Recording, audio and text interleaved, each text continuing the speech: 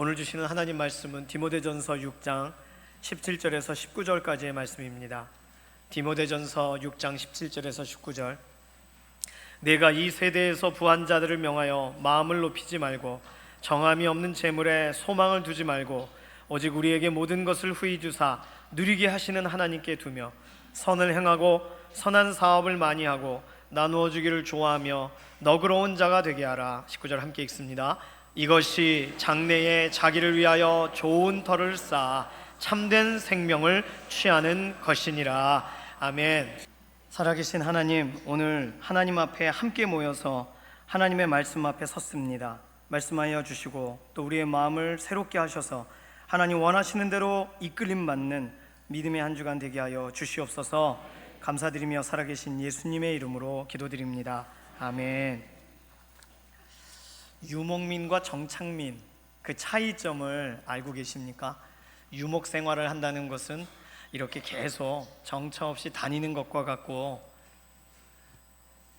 한 군데 머물러 있기보단 계속 움직입니다. 중동 지방의 기후 때문일 수도 있고요, 날씨의 환경 때문일 수 있습니다. 풀이 나는 곳과 나지 않는 곳에 대한 구별이 명확하다면 그 지역에서 풀이 있는 곳을 찾아다니는 일은 아마 사계절 내내 진행돼야 될 것입니다. 유목민, 몽고 사람들, 유목민의 대표적인 것이죠. 그래서 외국 사람들이 이 동양 계열의 사람들을 이렇게 놀릴 때 어떤 포즈를 취하는지 아시죠? 이렇게 손을 이렇게 들고 저를 따라해 보시겠습니까? 이렇게 잡고 이렇게 합니다. 그 몽고 사람들에 대한 그 억하심정이 큰 것인지 유럽 사회가 이렇게 어려움을 당했어서 그런지 동양 사람들 하는 그런 표현이 몽고인에 대한 그런 불편함에서 눈을 이렇게 양쪽으로 찢는 그런 동작을 한다고 그렇게 하나 어디 인터넷에서 보았습니다.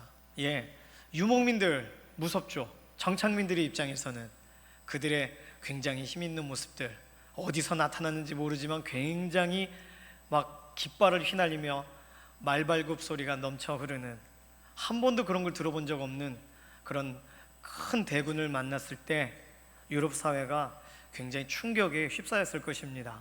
유목민, 정착민, 차이점은 무엇일까요? 우리도 정착하기 전까지는 아마 그렇게 유목 생활을 하던 그런 민족이었을 것입니다. 노아 방주 이후에 여기까지 오려면 시간이 많이 필요했을 테니까요. 오는 과정이 있었겠죠. 이스라엘 족속에 관해서도 동일합니다. 이스라엘 족속들도 처음에는 유목 생활을 시작하는 것처럼 옮기는 삶을 계속 전전합니다. 하란에서부터 결국은 하나님이 약속하신 가나안에 이르기까지 이스라엘 백성들의 역사를 돌아볼 때 유목 생활이 굉장히 많은 시간을 차지하고 있고, 그러나 그 기간 동안 하나님이 어떻게 그들을 만나 주셨는지를 기억하라. 그것이 장막절, 초막절이죠. 장막 안에 들어가서 하나님이 그때 우리 정착하기 전에 보호하신 하나님의 손길에 대해서 우리 기억하자 그러면서 장막 안으로 들어가는 1년에 한 번의 절기가 있습니다. 우리는 추석이라고 해서 그 뒷동산에 텐트 치고 잠자진 않잖아요. 그런데 이스라엘 사람들은 그 절기 기간 동안 거의 한 주일 또는 좀 긴 기간 동안 그 장막절의 기간을 지낼 때는 텐트를 치고 그곳에서 광야에서 인도하시는 하나님의 그 인도하심을 묵상합니다. 그러니 어떻게 보면 매일매일 절기와 이런 모일 때마다 같이 묵상하는 내용이 하나님에 대한 묵상이니 하나님이 사랑하시지 않으시겠습니까? 오늘 우리의 삶도 하나님께서 우리에게 어떻게 은혜 주셨는가를 기억하는 그런 믿음의 걸음이 되기를 소망합니다. 지난주와 이번 주에는 교동문을 나라사랑이라는 것을 읽었어요. 왜냐하면 광복절 들어가기 전에 이 나라를 하나님이 어떻게 살리셨는가 이걸 기억하면서 같이 교독하고, 광복절을 지나고 오늘 주일에 다시 하나님이 이 나라를 어떻게 살피셨는가, 특히 오늘 교동문에 나와 있는 본문은 하나님께서 살피신 사람들의 이야기들이 나옵니다. 고아와 과부, 가난한 자, 나그네들 하나님이 다 먹이시고 입히셨죠. 이 나라 이민족을 그렇게 불쌍히 여기셔서 세상 많은 사람들이 먼저 기억해 주는 나라, 그 아무것도 볼 것 없던 그 나라가 하나님의 특별한 사랑 가운데 다른 나라에 복음을 전달할 수 있는 나라가 되었습니다. 얼마나 감사한지 모르겠습니다. 이 광복의 기쁨이, 하나님께서 살리신, 구원하신 이 기쁨이 우리뿐만 아니라 우리의 가족들에게도, 우리의 가까운 지인들에게도 흘러넘치는 그런 광복절 이후의 삶이 우리의 삶 가운데 계속되기를 소망합니다. 유목민의 특징 다시 돌아가 보면요, 일반적으로 우리는 유목민 하면 거주지가 없다, 땅이 없다, 옮기고 다니니 자기 땅이 없다, 이렇게 생각합니다. 두 번째는 땅이 없다 보니까 집을 짓지 않아요. 방금 말씀드린 장막절, 초막절 하듯이 장막을 치고 이동했었던 경우들이 훨씬 많으니까 집이라고 하면 장막을 둘둘둘 말아서 다시금 이동하고, 이동한 그 어떤 곳에서 장막을 펴면 그곳이 집이죠. 그러니 오늘 우리가 살아가고 있는 집과 같은 그런 변변한 집이 없습니다. 세 번째, 그럼 이들은 어떻게 교육을 받았을까? 학교는 있었을까? 다음 세대를 키우고 다음 세대가 자라날 수 있는 공간은 있었을까? 잘은 모르지만 이동하는 과정 중에 무엇을 배웠을까? 우리만큼 막 학교에 들어가고 교육적인 환경이 좋고 그렇지는 않았겠죠. 직장 생활은 할 수 있었을까? 유목 생활 자체가 직장 생활인데 무엇을, 어떤 것을 배워야 될까요? 아마 딱 정해져 있는 몇 가지의 것만, 이동하면서 필요한 몇 가지의 내용만 익숙하게 되면 다른 직업이 필요 없는 것, 그것이 아마 유목 생활이었을 것입니다. 그런데 다시 한번 조금 다르게 우리가 관점을 바꿔봤을 때 우리의 땅이 엄청 넓어요. 너무너무 넓어요. 그런데 이 땅을 다 돌아봐야 돼요. 내가 주인이니까. 그러면 이 땅을 정말 하루 이틀 걸어서 되지가 않습니다. 지금 살고 계신 집보다 100배, 한 1000배 넓다고 생각해 보십시오. 그러면 우리 집을 한 바퀴 도는데도 무슨 경비행기 타고 돌아야 돼요. 그리고 한 주일, 아니 한 달이 걸릴 수도 있어요. 걸어가고 걸어온다면 정말 몇 년이 걸릴지도 모릅니다. 미국 대륙 하나가 우리 집이라고 생각해 보세요. 생각은 자유니까 우리 집이다, 어떻게 관리해야 되나. 자, 그랬을 때에 한 곳에 거주하여서 관리를 하실 수 있겠습니까? 없어요. 계속 이동해야 돼요. 계속 돌아보려면 다녀야 됩니다. 그럼 집은 여기도 있고 거기도 있고, 그곳에 잠깐 거처하는 움막집이라도 하나씩 지어놔야 돼요. 여기도 있고, 우리나라가 우리 집이다, 좀 작게 겸손하게 생각해 보십시오. 그러면 신의주에도 한 채 있고, 제주도에도 한 채 있고, 또 거제도에도 한 채 있고, 독도엔 당연히 있어야죠. 대마도에도 집을 지으셔도 되겠습니다. 이렇게 우리가 우리 땅을 관리하려면 집들이 여러 채가 있어야 돼요. 그럼 학교나 직장은 다니면서 배우는 모든 것이, 우리 땅에 나는 모든 식물과 또 우리 땅에 살고 있는 동물들, 또 높은 산과 낮은 골짜기, 또 물길 가운데 있는, 지하에 있는, 우리는 공부할 것이 너무나도 많습니다. 인생이 학교죠. 돌아다니면서 배우게 되겠죠. 그리고 직장은 땅을 조사하고 땅에 대해 공부하는 것 자체가 우리의 직업이 될 것입니다. 조금 넓게 보자는 거예요. 그러니까 다시 말하면 우리는 지금 정착하고 있기 때문에 유목 생활하는 사람들이 아이고 어떡하면 좋아, 그냥 옮겨 다녀야 되네, 참 어디 거처도 없고 불쌍하구먼, 이런 마음이 들지만 사실 이전에는 땅이 얼마나 넓었으면 그 땅을 다 돌아다니면서 여기서 풀 뜯어먹고 저기서 풀 먹이고 이러면서 몽고 제국이 아시아 대륙에 굉장히 중요한 여러 나라들이 그렇게 나라를 운영하는 과정 안에서 이동하며 다녔겠습니까? 아무런 목적지나 이동 방향 없이 방랑하듯 살아가는 것이 유목 생활이라면 처량하고 지치고 피곤할 것입니다. 그런데 계절을 따라 주기적으로 목적에 따라 이동하는 거라면, 가축이 임신하고 출산하고 성장하고 이런 것에 대한 놀라운 지식이 어느 세상 사람들보다 더 높게 가지고 있다면, 또 이동하는 과정 가운데 서로 돕지 않으면 그 일들을 감당할 수 없으니까 이웃과 협업을 하고 생계를 유지하다 보니 법이라는, 질서라는 것이 명확하고 구성원 간의 결속력이 강하고 사고방식이나 가치관도 굉장히 튼튼하고 튼실하고 매일매일의 역동적인 삶이었다면 유목생활이 지금 우리의 거주하고 있는 생활보다 훨씬 더 우리가 바라고 정말 바라고 있는 그런 삶이 아니겠습니까? 대범한 삶, 더 넓혀진 삶, 우리의 마음에 품은 뜻, 그것을 이루기에는 이 땅이 좁다, 너무나도 넓어서 내가 평생을 살아도 경험할 것이 너무나도 많다, 이렇게 넓은 삶 속에 우리가 살고 있다면 영적인 유목민처럼 말입니다. 그렇다면 이 세상에서 우리가 아둥바둥하고 우리가 어떻게 할 바 몰라 하면서 우리 주머니에 있는 것을 가지고 얘기하지 않고 한 걸음 더 가면 바로 발견할 수 있는 보석과 같은 것으로 얘기하기 시작할 것입니다. 그래서 오늘 본문 17절과 18절을 보시면 오늘 본문의 내용은 꼭 거주민들에 대한 얘기가 아니라 유목민들에 대한 얘기처럼 들립니다. 내가 이 세대에서 부한 자들을 명하여 마음을 높이지 말고 정함이 없는 재물에 소망을 두지 말고 오직 우리에게 모든 것을 후히 주사 누리게 하시는 하나님께 두라고 말하라. 소유로 인하여 마음을 높이지 않는, 가변적인 재물로 인하여 사라질 수 있는 재물로 인하여 소망을 두지 않는 삶, 선을 행하고 선한 사업을 많이 하고 나눠주기를 좋아하고 너그러운 삶. 유목민들이 그랬을 것입니다. 그 땅이 다 우리 땅이니까요. 지금은 좁아졌지만, 지금은 살기 어렵지만, 팔레스타인에 살아가던 사람들은 정말 이곳저곳 좁혀져 있지만 얼마나 많은 곳을 넓게 다녔겠습니까? 막힘없는 삶, 거침없는 삶, 이런 삶을 우리가 소망하고 있다면 이것은 영적인 우물한 개구리의 삶이 아니라 영적인 유목민들의 삶인 줄로 믿습니다. 그래서 요즘은 인터넷이 디지털 유목민이 되게 만드는 것이죠. 인터넷 세상 어디에서나 접속할 수 있고 노트북 하나만 있으면 기업이 돼요.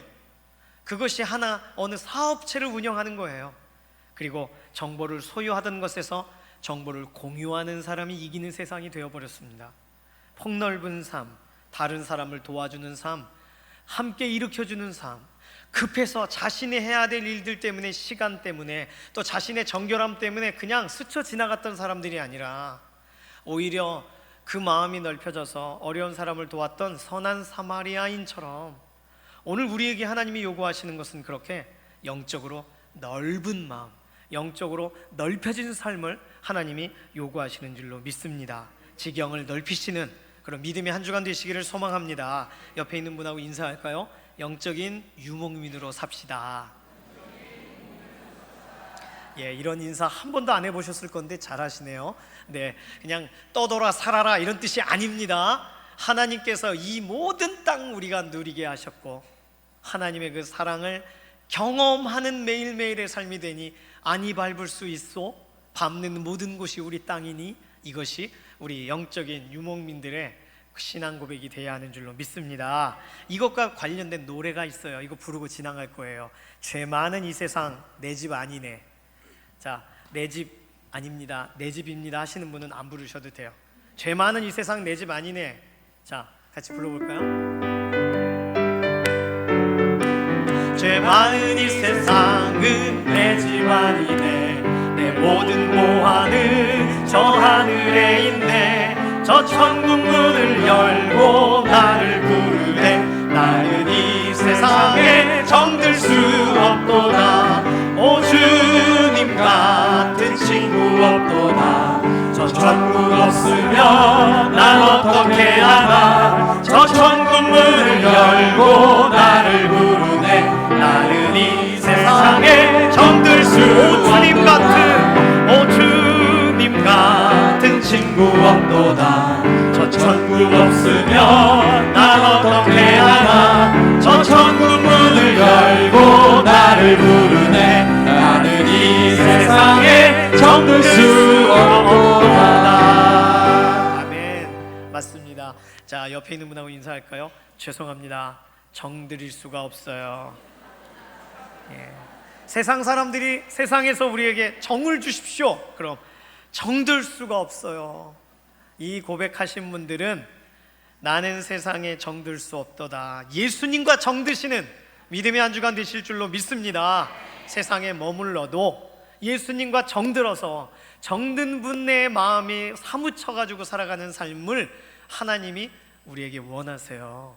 하나님 생각 너무 좋아 이렇게 하는 사람들을 오늘도 원하십니다. 그럼 예수님과 정든 사람은 어떻게 살아갈까? 오늘 지난 한 주간 우리가 살펴봤던 본문 안에서 우리가 함께 이 내용들을 세 가지로 살펴보고자 합니다. 첫 번째는요, 그런 사람들은 6장 14절에 기록되어 있습니다.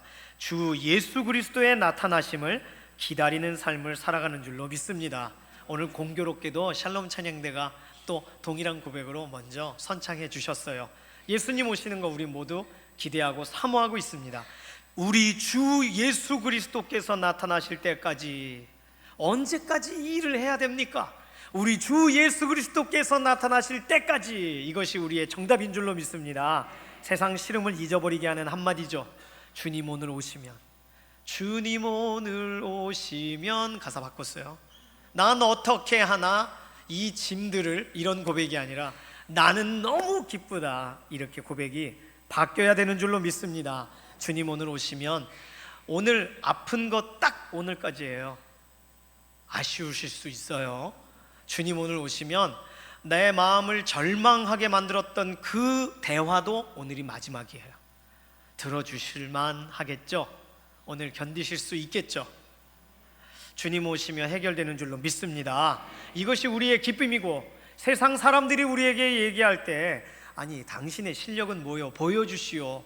아, 제 실력은 주님이세요. 주님이 오시면 보여드릴 수 있어요. 우린 과정을 살고 있으니까. 우리가 완성된 모습 세상에 보일 수가 있겠습니까? 우리의 실력, 최상급의 실력은 예수님이 답이 되시는 것인 줄로 믿습니다. 예수님이 해답이 되시고 예수님이 마지막 방점을 찍으시는 것이 우리의 실력이 돼야죠. 우리가 다 하고 영광 받으셔서 사실 그런 일이 별로 없어요. 다 우리의 삶을 이끄시고 은혜의 자리로 붙드시고 생각나게 하시고 기도하게 하시고 다 힌트 주세요. 그러니 예수님께서 이끌어 가시는 대로 이끌림 받는 삶이 가장 안정적인 삶인 줄로 믿습니다. 전에 태백에 가서 예수원에 간 적이 있어요.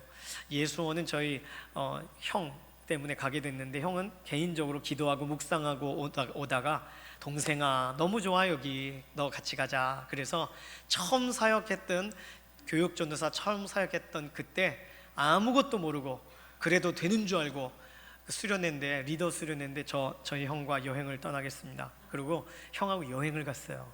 예수원으로. 리더 수련회에 참석 안 한 전도사는 제가 처음일 거예요.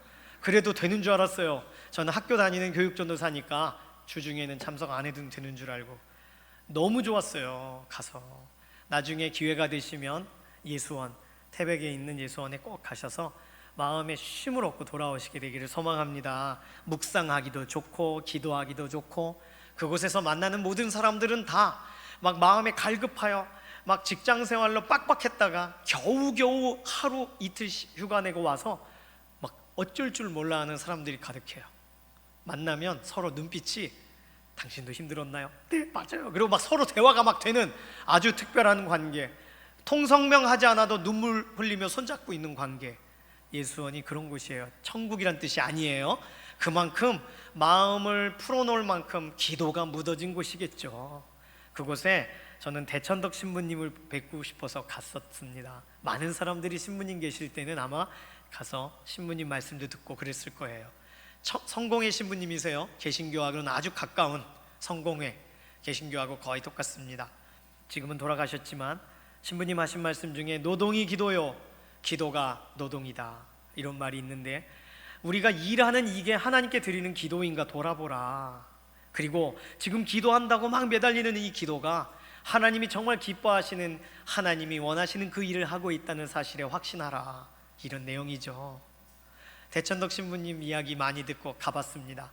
옆자리에서 식사도 해보고 너무 설레이고 좋았어요. 예배 시간에 신부님이 한마디 안 하시려나 듣고 싶고. 전 지금 대천덕 신부님을 높이고 있는 것이 아닙니다.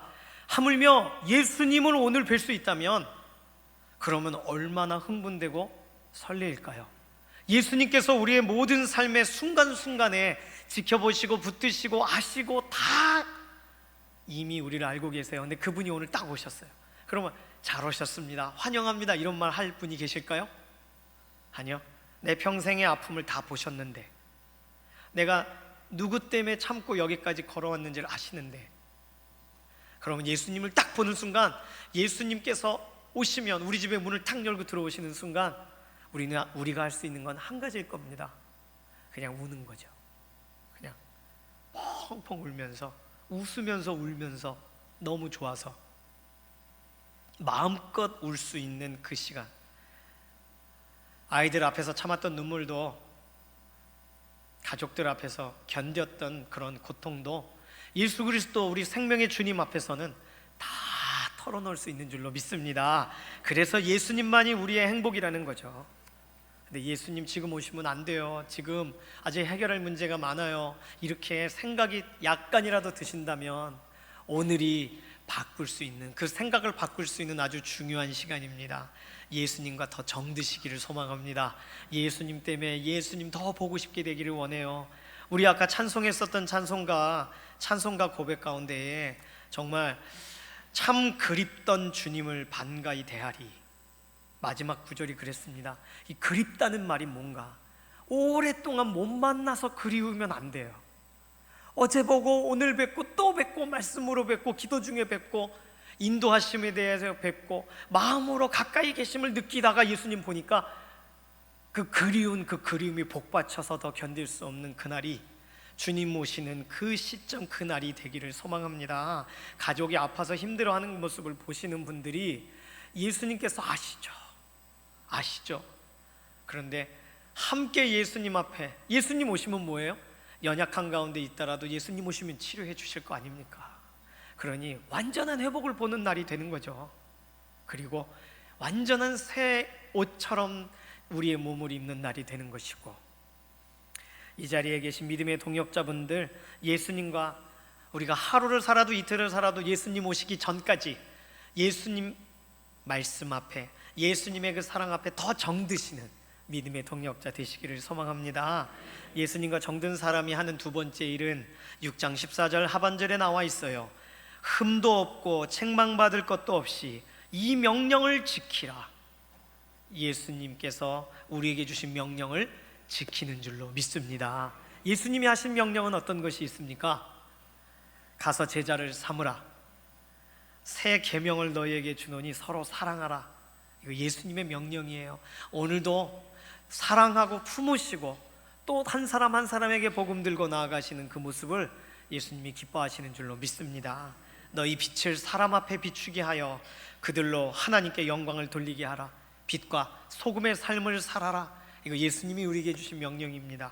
예물을 제단 앞에 두고 먼저 형제와 화해하라. 오른편 뺨을 누군가가 치거든 왼편도 돌려 대줘라. 속옷을 달라고 속옷을 가지고자 하는 사람에게 겉옷까지 내어줘라. 원수를 사랑하고 박해하는 자를 위하여 기도하라. 이 명령도 예수님이 주신 명령인 줄로 믿습니다. 대접받고자 하는 대로 너희도 남을 대접하라. 좁은 문으로 가라. 예수님이 하신 명령이죠. 그런데 처음 명령은 아멘 했는데 뒤로 갈수록 명령이 부담스러워지신다면 아직 우리에게 주어져 있는 시간 동안 예수님으로 인하여 더 기쁜, 예수님 때문에 오히려 우리에게 주신 명령이 더 가벼워지는 그런 믿음의 삶 되시기를 소망합니다. 오늘 예수님이 명령하셨어요. 너 누군가에게 가라. 네, 그랬어요. 다음날 예수님께서 너 내 앞에 머물러라. 그럼 어제 명령도 있고 오늘 명령도 있잖아요, 이렇게 말하지 않고 어제 명령의 짐을 벗게 해주셔서 감사하고 오늘 명령 앞에 서게 해주셔서 감사합니다. 이렇게 말씀을 대할 때마다 우리는 새로운 명령 앞에 노출되는 것이죠. 쓰임받는 것이죠. 짐 지우시는 것이 예수님의 뜻이 아니시니까. 그러니 예수님의 명령이 우리에게 더 기억나고 기억날수록 오히려 우리의 마음은 행복하고 더 자유로워지시는, 그렇게 예수님과 정드시는 매일매일이 되시기를 소망합니다. 그래서 예수님과 정든 사람, 예수님이 좋아서 하는 그 일에 대하여 사람들에게 당당하게 말할 수 있는 사람은 이 고백을 고백합니다. 무슨 고백이냐면요, 예수님이 좋은 걸 어떡합니까? 도대체 어떻게 하면 좋습니까? 예전에 어떤 선교단체 포스터를 봤어요. 어떤 아이가 인상을 쓰고 있어요. 그리고 밑에 글씨가 써 있어요. 예수님이 좋은 걸 어떡합니까? 그것이 이 세상을 향하여 우리가 할 수 있는 말이어야 돼요. 이 세상을 향하여 예수님이 좋은 걸 어떻게 하라고요? 내 마음을 어떻게 바꾸라고요? 불가능합니다. 예수님이 너무 좋아요. 우리 같이 찬양할까요?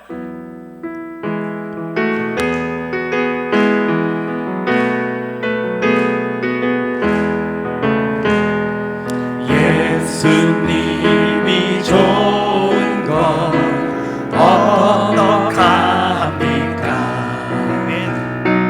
예수님이 좋은 건 어떡합니까? 세상의 어떤 것도 세상의 어떤 것도 비길 수 없네. 좋다. 예수님이 좋은 건 어떡합니까? 예수님이 좋은 걸, 예수님이 좋은 건 어떡합니까? 예수님이 좋은 건 어떡합니까? 날 위해 십자가를 날 위해 십자가를 지신 예수님. 아멘. 예수님이 좋은 건 어떡합니까? 예수님이 너무 좋아서 모든 일들을 하게 되시기를 소망합니다. 철로역정이라는 이야기 속에 허영의 시장에 가서 크리스찬이라는 주인공이 믿음이란 신실이라는 사람과 같이 그 허영의 시장에 들어가요. 그런데 허영의 시장에 갔더니 갖가지 많은 보석들과 보화들이 있습니다. 그 보석과 보화들을 보고 막 놀라야 되는데 사람들이 와서 이것도 사십시오, 여기밖에 없는 물건입니다 라고 할 때 주인공이 말을 해요.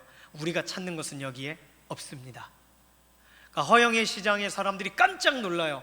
아니, 당신이 찾는 것이 없다니, 이곳에는 모든 것이 다 있는데, 있을 것 있고 없을 것, 화계자, 모든 게 다 있는데, 그런데 도대체 무엇이 없단 얘기인가? 그래서 법정에 끌려가게 돼요. 그래서 배심원들이 다 모인 자리에서 무엇이 없다는 말이냐 얘기하라. 소망이 없습니다. 소망? 당연하지. 여긴 없는 곳이야. 그런 것보다 더 중요한 게 많잖아. 재물도 있고 또 권력도 있고 다 있다. 그런데 소망을 여기서 찾는다는 것은 우리가 좋아하고 이것이 옳다라고 하는 것에 대하여 이것을 넘어뜨리려고 하는 계략이니 이들을 매우 치고 감옥에 가두고 한 사람은 본보기로 죽이자. 그래서 믿음이라는 사람이 죽임을 당합니다. 그리고 크리스찬은 감옥에 갇혀요. 믿음 없이 어떻게, 신실함 없이 어떻게 천국까지 갈 수 있어요? 이것은 이야기니까. 옥에 갇혀있던 존 버년 목사님, 복음을 전한, 아무 데서나 복음 전했다는 이유로, 우리로 말하면 녹천역 앞에서 복음 전했다는 이유로 감옥에 갇힌 거예요. 그래서 이제 감옥에서 언제 풀려날지 모르니까 자기 아이들을 위해 믿음을 지키라고 만든 소설이 철록정이에요. 아이들에게 읽혀주려고. 그러니 자기의 이야기가, 옥에 갇히는 이야기가 본인의 이야기겠죠. 사람들의 손가락질을 당하고 억울함을 당했던 이야기가 아마 허영의 시장 이야기가 본인이 경험했던 이야기를 아마 극화한 것일 겁니다. 신실, 믿음, 신의라는 사람이 죽어요. 그리고 크리스찬은 언제 풀려날지 모릅니다. 그런데 여러 가지 이유로 인하여 갑자기 풀려나게 돼요. 그러면서 풀려나면서 가는 동안 누군가가 그의 뒤에 따라 붙습니다. 당신은 누구요? 저의 이름은 소망입니다. 당신들이 끝까지 죽음을 불사하고 믿음을 지키는 것을 보고 내가 이 길이 옳구나 라고 하고 당신을 따르기로 결정했습니다. 그러면서 따라가는 거예요. 그러면서 소망과 함께 천국까지 갑니다. 그것이 철로역정의 이야기거든요. 우리들은 세상 사람들이 이것저것 정말 좋은 것이 많은데 당신이 정말 원하는 것이 여기 있어, 골라보시오. 다 주겠소.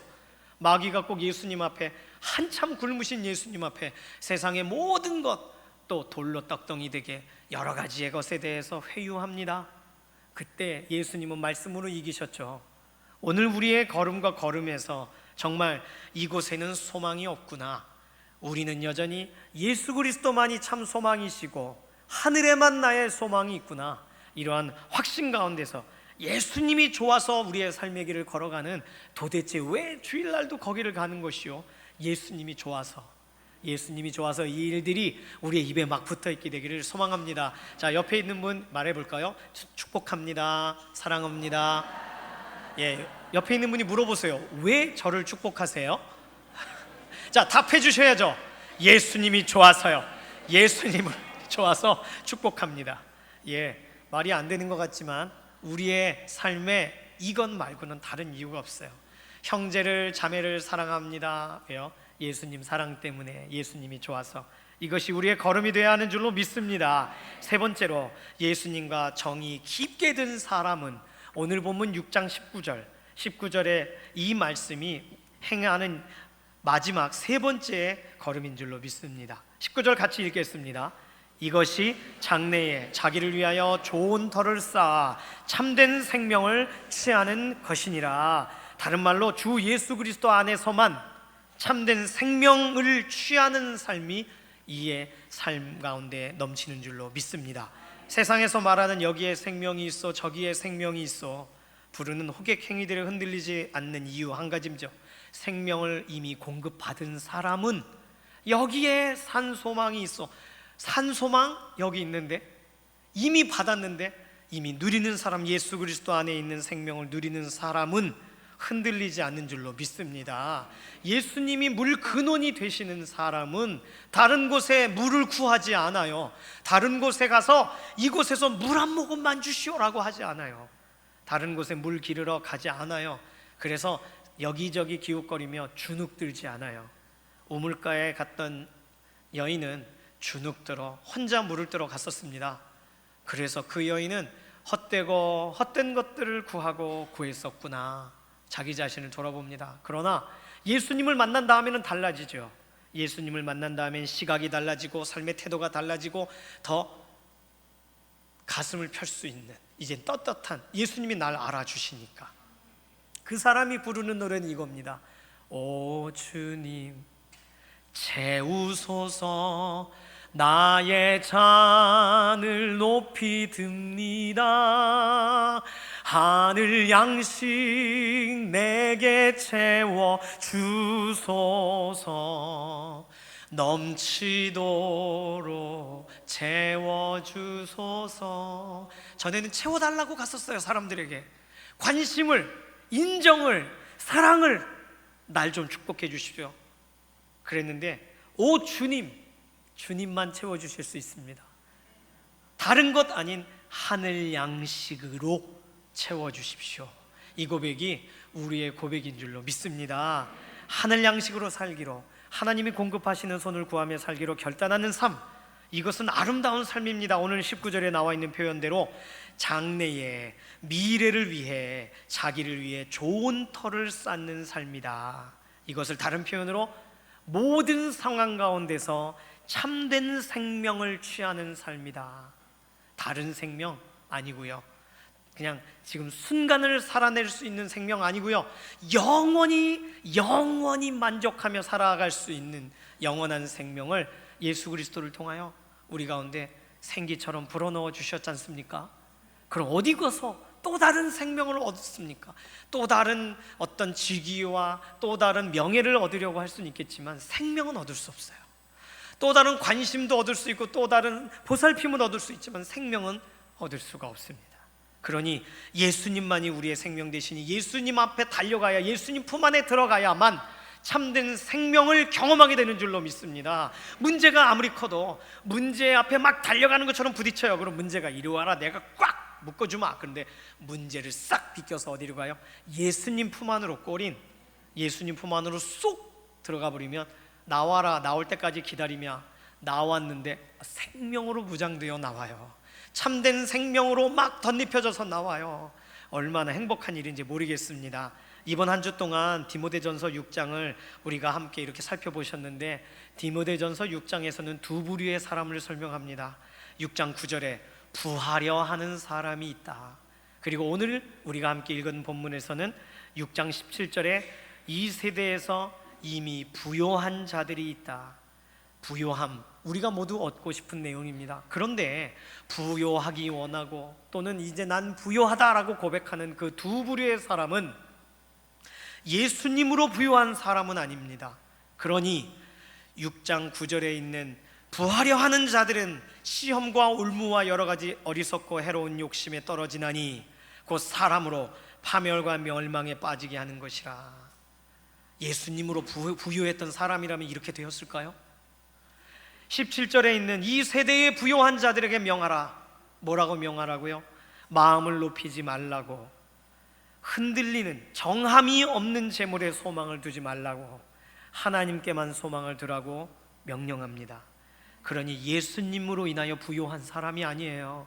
예수님과 상관없이 부요하려고 하는 사람입니다. 세상적인 것들로 부요하고 싶은 사람들. 그런데 성령님께서는 오늘 우리에게 질문합니다. 너는 어떤 사람이냐? 6장 11절 보실까요? 오직 너 하나님의 사람아. 이것을 질문으로 바꾼다면 당신은 하나님의 사람인가? 12절을 믿음의 선한 싸움을 싸우라 쭉 설명하면서 내가 부르심을 받았고 많은 증인 앞에 선한 증언을 너 전에 했었다. 너 선한 증언, 신앙 고백 너 했었다. 이 말을 질문으로 바꾸면 너의 신앙 고백은 지금 있는가? 하나님의 사람인가? 신앙 고백이 있는가? 성령님은 오늘 우리에게 질문하십니다. 이 질문을 조금 다르게 성령님의 다짐, 성령님의 결단으로 바꿔서 본다면, 그렇다면 정말 네가 하나님의 사람이라면 하나님께만 소망을 두는지 내가 지켜보겠다.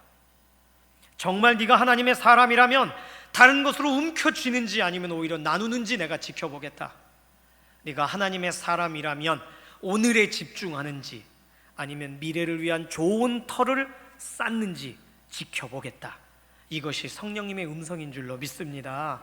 오늘 우리는 예수 그리스도 안에 참 생명을 세상의 어떤 것과 비교하기 원치 않는 그런 믿음의 걸음을 걸어가고 있습니다.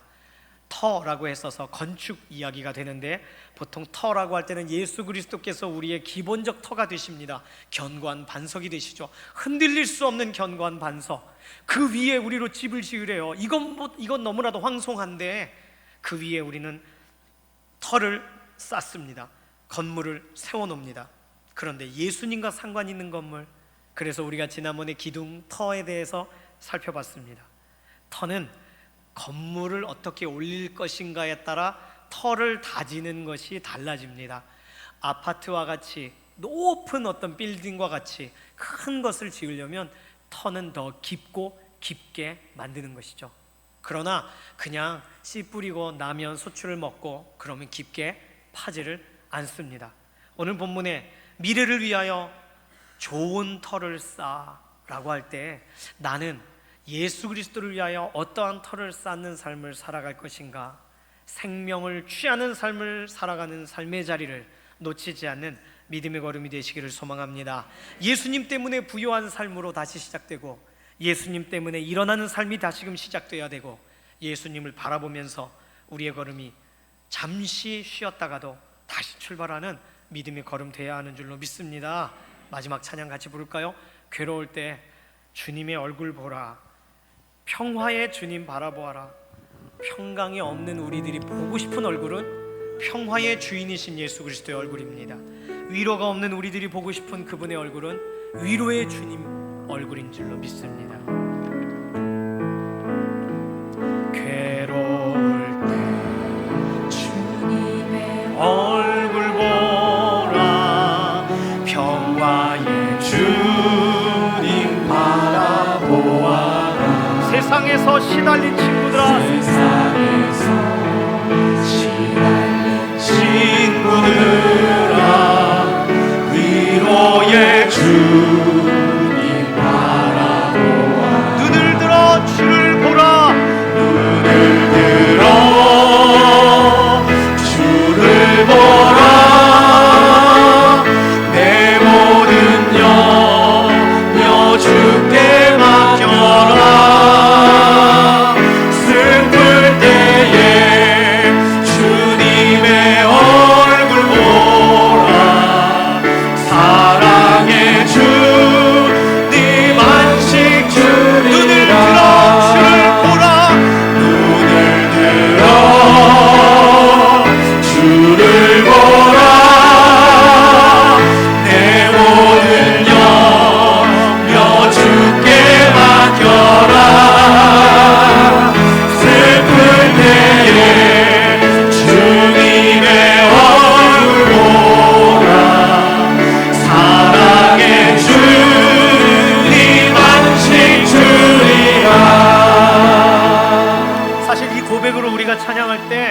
눈을 들어 주를 보라라고 할 때 우리가 보는 것으로 인하여 영향을 받을까봐 눈을 감아버리는 경우가 훨씬 많습니다. 우리 앞에 일어나는 많은 것들을 보면서는 주님을 볼 수가 없어요. 주님을 보고 싶은데 다른 것에 현혹될까봐, 그래서 눈을 감는 것이 우리의 할 수 있는 마지막 자존심일지라도 감은 눈 안에 주님만 보여지시기를 원합니다. 우리에게 걸려지는 모든 문제들과 해결되지 않은 많은 것들도 우리가 감은 눈 안에 예수 그리스도의 그 얼굴만이 보여지고 그 사랑의 눈길만을 경험하고 위로하신 그 음성만이 들려지는 시간이 우리의 이번 한 주간이 되기를 원합니다. 우리의 태신자와 우리의 작정한 우리의 가족들의 하루하루에 하나님 앞에 한 걸음 한 걸음 더 나아가는 믿음의 걸음이 되기를 원합니다. 이 시간에 맡길 것을 맡기고 하나님을 바라보며 사모하는 기도로 이 시간 주여 한번 부르짖고 통성으로 기도합니다. 주여, 눈을 들어 주님을 바라보기 원합니다. 우리가 눈을 감게 되더라도 주님만 보기 위하여 감는다면 사랑하고 세상에 많은 것들을 인하여 염려할 때도 주님께 맡겨라. 하나님, 우리의 주님의 얼굴만을 바라보는 하나님의 고백을 사로잡아 주시고 우리의 정신을 새롭게 하여 주셔서 하나님의 주님을 바라보면서 들려오는 소문에 대해서 들리지 아니하고 하나님의 마음에 대해서 들려지는 기쁨과 즐거움과 이 세상에서 소문이 넘어갈 때에 예수 그리스도를 인하여 소망을 믿음의 고백이 들려오는 주셔서 하나님의 얼굴 하나님의 놀라운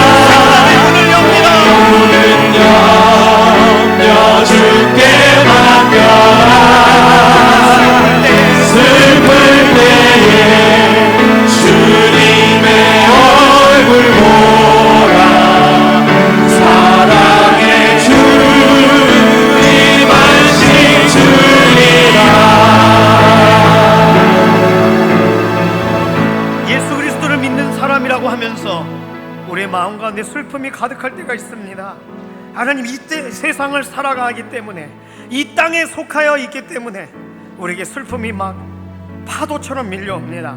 절망이 우리의 감정을 넘어서서 완전히 삼켜버릴 것처럼 우리에게 다가옵니다.